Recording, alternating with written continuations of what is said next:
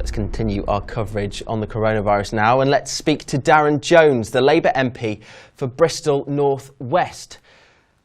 Hello, Mr. Jones. So you're now self-isolating because a member of your family has a temperature, is that right? That's correct, Jamie. In line with the government advice last night, if anybody in your household has either a new cough or a high temperature, then the whole household needs to self-isolate for 14 days. And my wife, Lucy, started to exhibit a bit of a high temperature yesterday.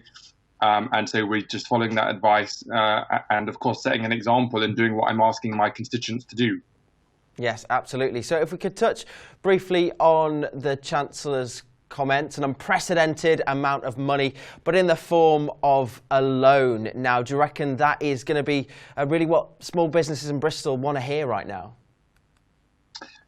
No, I don't think so, because, of course, there are repayment consequences for loans as opposed to grants, which when you have got a lack of income and you're maybe on the brink of bankruptcy is not it's not something you might want to consider.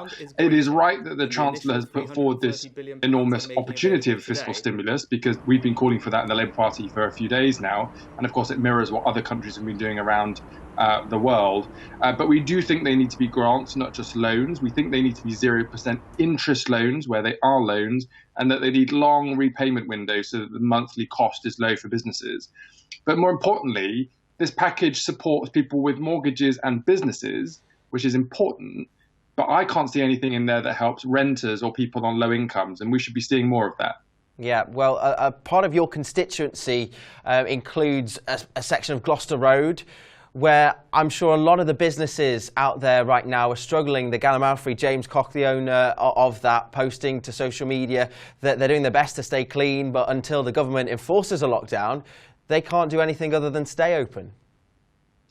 Yeah, and this was the statement from the Secretary of State for Health, where I was in the House of Commons for that, where they said you shouldn't go to pubs, clubs or restaurants, but they didn't go as far as saying that they should shut.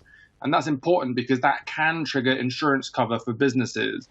And indeed, the insurance agency said today that actually a lot of the insurance policies don't even cover forced closures from government. And that's why the only institution that can step in at this stage is the state, and we ought to be doing that.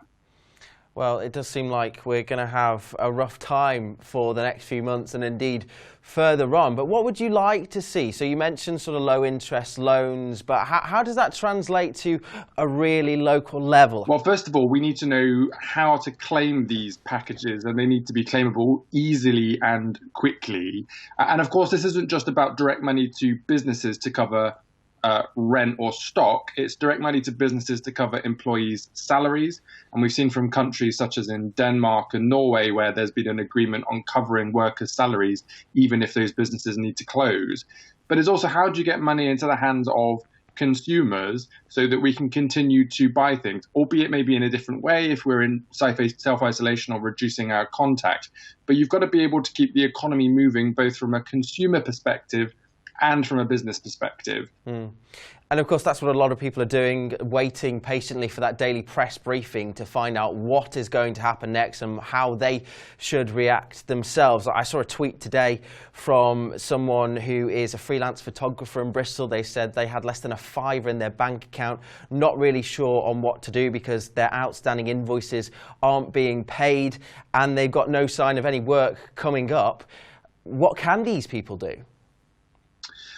Well, all workers are now able to claim statutory sick pay from day one, and the state will cover the costs of that. The problem is that statutory sick pay in the UK is one of the lowest in Europe, so it doesn't really cover much of our costs. And so we've said that statutory sick pay needs to be increased significantly. But also for people who are freelancers or on 0 hours contract, the way in which your statutory sick pay entitlement is calculated is based on your average earnings. And depending on what your earnings have been within the last period when that assessment is made, it might mean you don't get access to the type of statutory sick pay that you ought to. The thing is that this system exists, so it's very easy for the government to be able to just change the rules slightly in order for this money to flow in the way that it needs to. And we're going to keep pressing the Chancellor to do that. And what about the newly out of work, the people that are being made redundant as a result of this economic crisis?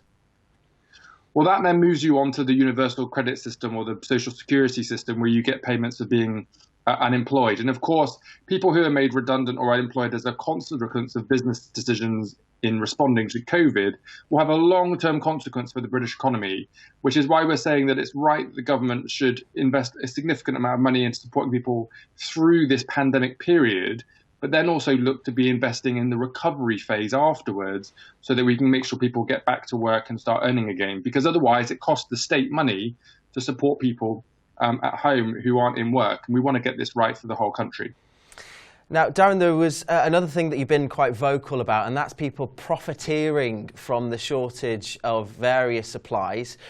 I almost couldn't believe it when I read the tweets that you were putting out, people putting extortionate costs onto things like toilet roll and hand sanitizer. We're better than this, surely, aren't we?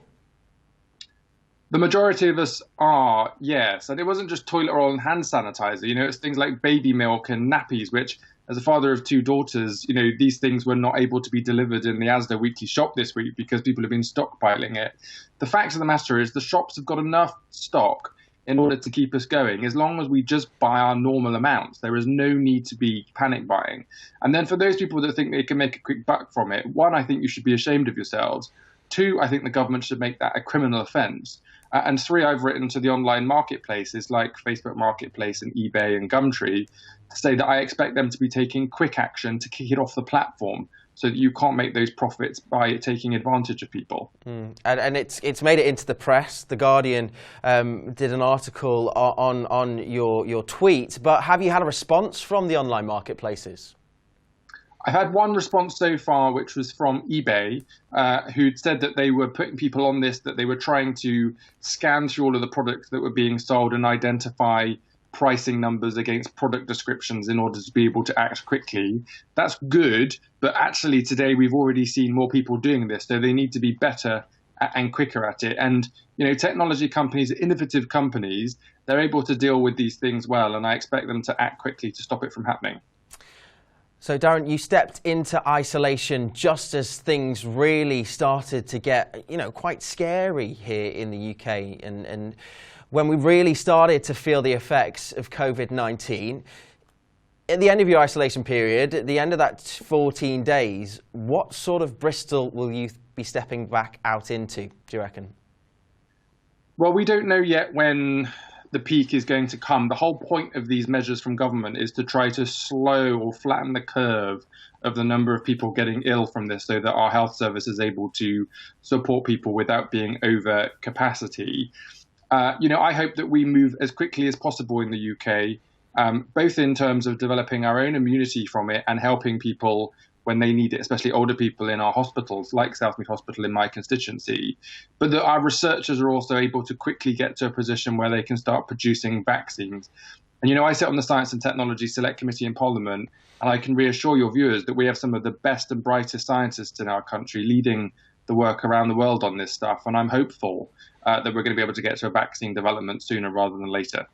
Me too. Darren Jones, MP for Bristol North West. Thank you very much.